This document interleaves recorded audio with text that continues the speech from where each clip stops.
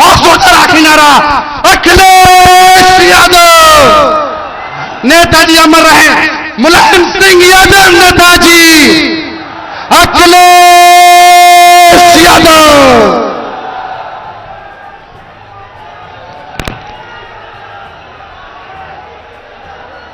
हमारे साथ मंच पर समाजवादी पार्टी के जिले के अध्यक्ष असगर अली अंसारी जी, हमारे आपके समाजवादी पार्टी और इंडिया गठबंधन के प्रत्याशी विधायक ज़ियाउर रहमान बख्श साहब, मंच पर उपस्थित मुरादाबाद के जिलाध्यक्ष जयवीर सिंह यादव जी, हमारे साथ चल करके आए पूर्व मंत्री, कई बार के विधायक इकबाल महमूद साहब, विधायक पिंकी यादव, विधायक नासिर कुरैशी जी, यहाँ के नौजवान विधायक फ़हीम इरफान साहब, हाजी रिजवान जी, नईमुल हसन, ममनुल रहमान साहब, जुगल किशोर वाल्मीकि जी, सोनाली सानू जी, डॉक्टर विकास चौधरी, विजयवीर सिंह जी, अमित प्रजापति, सौरभ, किशन मौर्य, इस्ताक सैफी, कपिल, सुमित, राम बाबू यादव, गुल्लू यादव, बाबा खां साहब से लेकर के कांग्रेस पार्टी के जिलाध्यक्ष, उनके सभी पदाधिकारी, महान दल के किशन देव और इस चुनावी जनसभा में उपस्थित जो मंच पर बैठे हैं सभी हमारे समाजवादी नेता, दूसरे मंच पे सांस्कृतिक प्रकोष्ठ और सभी जिम्मेदार कार्यकर्ता साथी और इस चुनावी जनसभा में आए हुए हमारे सभी आदरणीय बुजुर्ग, किसान भाई, नौजवान साथी, पत्रकार बंधुओं, मैं सबसे पहले आप सबका बहुत बहुत धन्यवाद और आभार प्रकट करना चाहता हूं। जहां इतनी गर्मी है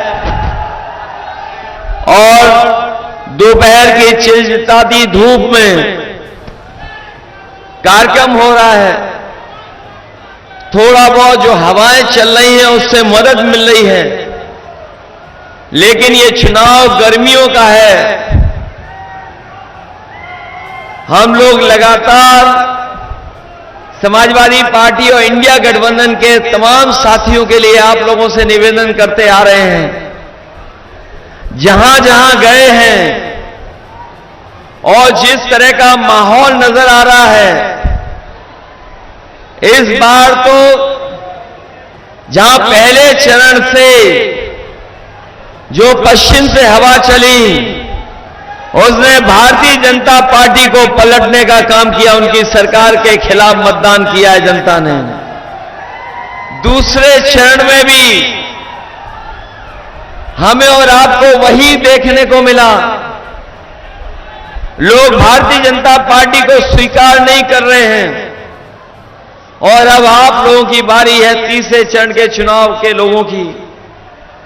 ये तीसरा चरण बहुत ही महत्वपूर्ण तो है ही है, लेकिन इस हिस्से से शुरू होकर के हमारे घर तक चुनाव है। आपको याद होगा यहां नेताजी भी रह चुके हैं लोकसभा के सांसद, आप लोगों ने उनको भी जिताया था, तो यहां की लोकसभा से लेकर के मैनपुरी की लोकसभा तक वोट पड़ने जा रहा है। और इस चरण में मैं कह सकता हूं कि भारतीय जनता पार्टी का किसी भी लोकसभा में खाता नहीं खुलने वाला।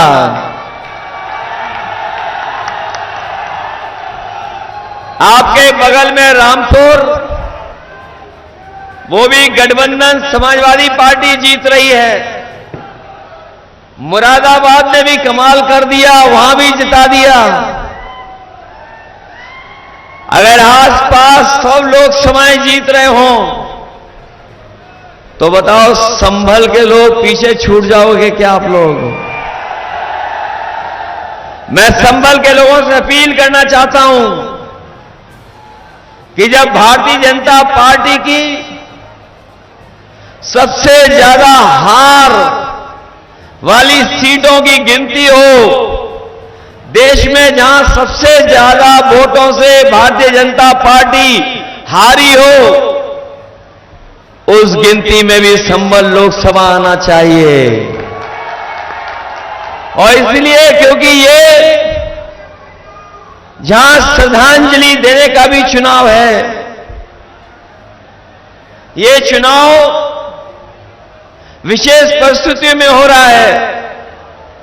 आप में से बहुत सारे साथियों को पता होगा कि हम लोगों ने टिकट यहां से बहुत ही लोकप्रिय और आपके बीच के नेता शफीकुर रहमान बल्ख साहब को सबसे पहले दे दी थी,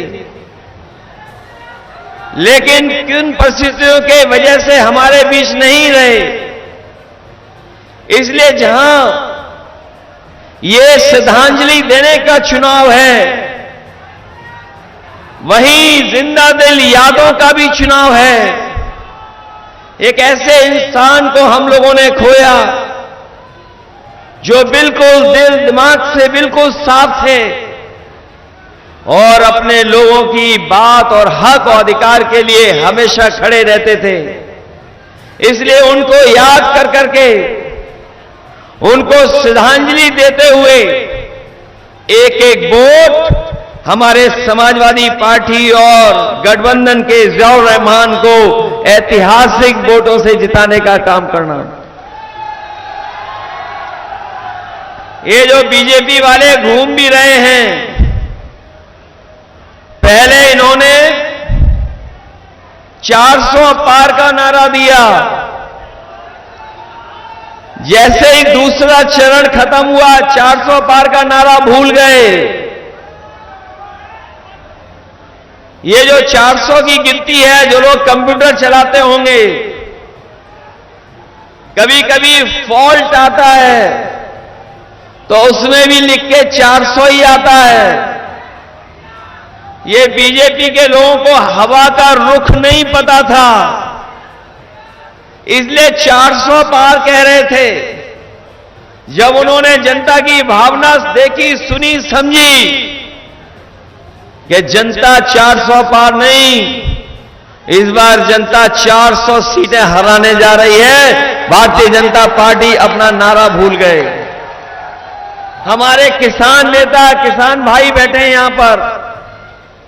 इन किसान भाइयों को भारतीय जनता पार्टी ने भरोसा दिलाया था कि सरकार बनेगी तो किसानों की आय दोगुनी हो जाएगी, उनकी हर फसल का मुनाफा सरकार देने का काम करेगी। यहां किसान भाई मौजूद होंगे। बताओ, लगातार 10 साल सरकार दिल्ली में रही, उत्तर प्रदेश में 7 साल से सरकार में है। हमारे किसी भी किसान भाई को उसकी फसल की पैदावार की सही कीमत भी अगर सरकार ने दिलाई हो तो बता दो। हमारा किसान मेहनत कर रहा है, गरीब खेतों पे मेहनत कर रहा, अपनी लागत लगा रहा है। न केवल इनका धोखा दिया है, बल्कि लगातार महंगाई बढ़ा करके हमारे किसानों की लागत बढ़ा दी। डीजल, पेट्रोल महंगा कर दिया, खाद की बोरी से खादी गायब कर दी, खाद महंगी, डीएपी महंगा, कीटनाशक दवाई महंगी, बिजली महंगी, और सब लगातार इन्होंने महंगाई बढ़ा दी। हमारा किसान खुशहाल नहीं हुआ। ये लोग जो कहते हैं विकसित भारत बनेगा,